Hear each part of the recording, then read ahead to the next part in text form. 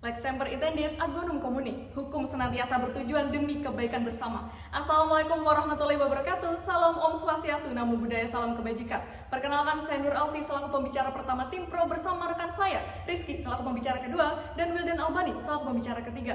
Dewan Juri yang terhormat, infrastruktur tanpa asas kelestarian dan keadilan adalah pembangunan yang merusak akar kehidupan. Oleh karena itu, kami tim pro berdiri tegak meyakini bahwa percepatan infrastruktur mengorbankan kelestarian lingkungan dan hak masyarakat.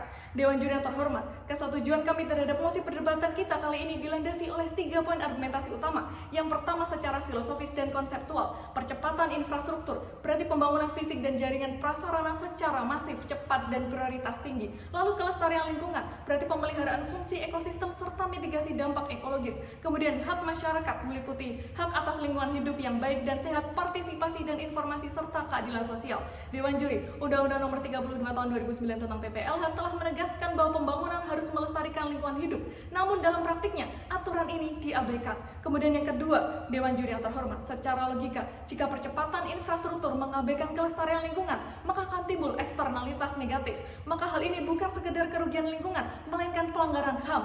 Menurut nilai Pancasila, terutama sila kedua dan sila kelima, negara wajib menegaskan bahwa keadilan bagi masyarakat dan menjaga lingkungan agar adil bagi generasi sekarang dan yang akan datang. Percepatan yang eksploitatif bukan hanya tidak adil, tetapi juga bertentangan dengan tujuan negara dan falsafah hidup bangsa. Kemudian yang ketiga, Dewan Juri yang terhormat, mari kita lihat SDGs poin ke-13 yaitu Action on Climate Change, kemudian SDGs ke-15 yaitu Life on Land, dan juga SDGs ke-11 yaitu Sustainable Cities and Communities.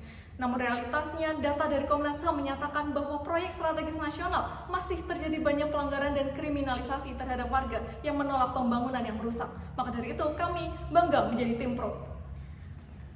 SDGs menegaskan satu prinsip moral, no one leave behind. Pembangunan yang cepat dan inklusif bukan alasan untuk meninggalkan sebagian masyarakat. Saya Rizky Amanatullah, pembicara kedua tim pro. Pada mosi kali ini, percepatan pembangunan yang mengorbankan lingkungan dan hak masyarakat adalah keliru secara moral dan inkonstitusional. Kami membawa 3 indikator argumentasi, yaitu terkait aspek legalitas, partisipasi masyarakat, dan proporsionalitas, dan satu prinsip moral SDGs yaitu no one left behind. Jika implementasinya gagal di salah satu poin ini saja, maka legitimasi tim afirmasilah yang layak dimenangkan dalam perdebatan kali ini. Dewan Juri yang terhormat, percepatan pembangunan yang mengorbankan lingkungan dan hak masyarakat itu jelas sangat keliru secara moral sekaligus bertentangan dengan konstitusi kita. Pasal 28H ayat 1, setiap orang berhak hidup sejahtera dan mendapat lingkungan hidup yang baik dan sehat. Dikuatkan dengan pasal 28I ayat 4, negara bertanggung jawab atas perlindungan, kemajuan, dan penegakan serta pemenuhan HAM. Secara jelas diterangkan bahwa negara punya kewajiban aktif melindungi hak-hak warga negara, termasuk hak lingkungan. Hal ini menjadi hak dasar setiap warga negara Indonesia. Maka dari itu, apabila kita mendukung pembangunan infrastruktur yang mengorbankan hak lingkungan dan masyarakat, maka sama saja kita dengan mengkhianati konstitusi kita sendiri. Walaupun dalam mosi kali ini kita bisa menyangkal dengan kata demi pembangunan, namun perlu kita pertanyakan Dewan Juri, apakah izin pembangunan yang keluar itu sudah sesuai dengan prosedur konstitusional? Apakah analisis AMDAL benar-benar dilakukan secara proper? Dan kenyataannya seringkali hal ini beriringan dengan administrasi yang cacat. Kemudian apakah ada konsultasi bermakna untuk komunitas dan masyarakat lokal? Sayangnya Dewan Juri terhormat, pada kenyataannya iming-iming pembangunan cepat dan berkelanjutan itu hanya jadi utopia belaka bagi masyarakat terdampak. Kami membawa contoh proyek IKN dan Mandalika yang merupakan representasi dari mosi ini. Tanah yang digunakan untuk pembangunan hingga saat ini masih mengalami konflik sengketa antara masyarakat dengan pemerintah. Seringkali konsolidasi untuk masyarakat itu didominasi aparat Polri dan TNI serta pertemuan yang dilakukan tidak transparan. Pengelola proyek enggan membuka data audit tanah atau bukti pembayaran ganti rugi. Juga tak luput dari sisi proporsionalitas tadi dengan mengkalkulasi manfaat jangka pendek dan biaya ekologi jangka panjang seperti kerugian ekosistem, kerentanan bencana hingga hilangnya mata pencaharian masyarakat. Dari contoh IKN dan Mandalika terbukti mata pencaharian masyarakat lokal seperti pertanian itu terganggu akibat pengambil alihan lahan untuk pariwisata serta hilangnya akses atas tanah adat dan sumber daya alam yang selama ini jadi basis ekonomi lokal. Serta tolak ukur kami dalam legalitas, partisipasi, dan proporsionalitas yang diperkuat dengan prinsip SDGs sangat gagal dalam penerapan pada proyek pembangunan yang ada saat ini. Maka dari itu, pada mosi kali ini kami bangga menjadi tim pro. Salus Populis Suprema Les Exto, keselamatan rakyat adalah hukum tertinggi. Dewan Juri yang terhormat, saya selaku pembicara ketiga akan menyampaikan dari sisi sosioempiris dalam mosi kali ini. Dewan Juri yang terhormat dan rekan berpikir kami dari tim kontra, Perlu diketahui bahwa kami mendukung mosi kali ini karena kami menilai bahwa pembangunan besar-besaran yang mengorbankan kelestarian alam dan masyarakat merupakan hal yang sangat buruk.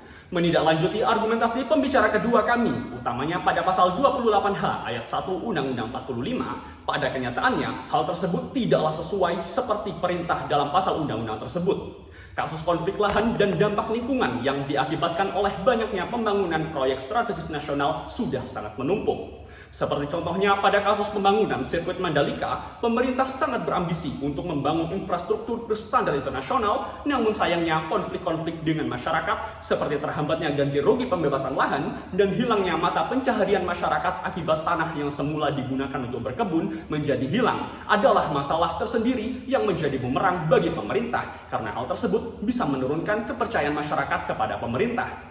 Pemerintah seperti hanya melihat satu sisi koin saja, namun tidak melihat sisi koin yang lain. Pemerintah hanya memperhatikan bagaimana caranya membangun proyek secara besar-besaran tanpa adanya mitigasi bagaimana mengupayakan terpenuhinya hak-hak masyarakat. Dewan Juri yang terhormat, perlu diketahui bahwa pembangunan tanpa AMDAL sangat berpengaruh buruk tidak hanya bagi masyarakat secara langsung, tetapi juga berdampak pada kelestarian alam. Alam yang rusak akibat pembangunan yang tidak ramah lingkungan telah terbukti menjadi sumber bencana alam. Sebagai contoh, kerusakan alam akibat dibangunnya bendungan Toru di Sumatera Utara oleh pemerintah telah menyebabkan hilangnya habitat asli orangutan. Tak hanya itu, pembangunan bendungan ini menyebabkan sawah milik masyarakat tergenang dan masyarakat jadi kehilangan mata pencariannya.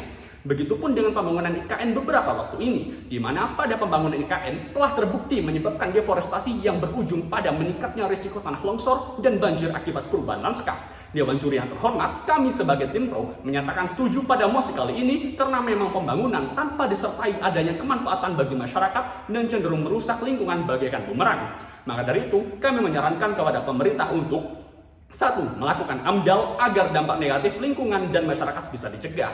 2. Melakukan pengawasan pada saat transaksi tanah antara masyarakat dan pihak kontraktor pembangunan infrastruktur agar tidak ada masyarakat yang dirugikan. Setelah melalui perdebatan yang panjang, akhirnya sampailah kita pada sesi kesimpulan. Dewan Juri yang terhormat serta rekan berpikirku dari tim kontra, ahli lingkungan Profesor Emil Salim menegaskan bahwa pembangunan yang mengabaikan habitat alami memicu degradasi biologis dan mempercepat kerusakan iklim.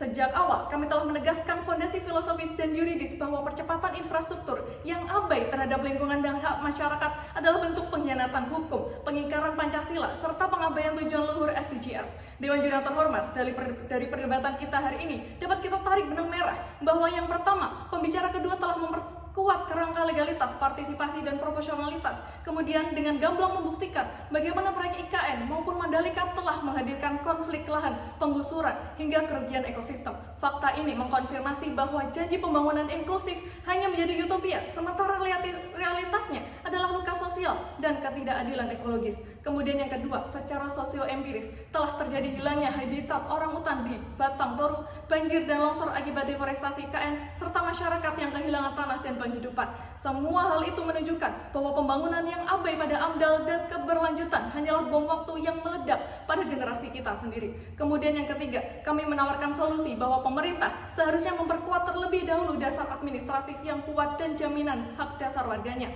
Karena apabila hanya berambisi pada percepatan pembangunan, namun tidak memiliki sistem analisis sosial yang kuat, maka sama saja negara yang berambisi untuk maju, namun masyarakatnya mundur. Oleh karena itu, kami dari tim pro telah memberikan konstruksi yang kompleks dan berhasil mengidentifikasi masalah utama pada mosi, serta menawarkan solusi konkret. Maka dari itu, kami sangat yakin tim kami dapat dimenangkan dalam mosi kali ini. Terima kasih. Wassalamualaikum warahmatullahi wabarakatuh.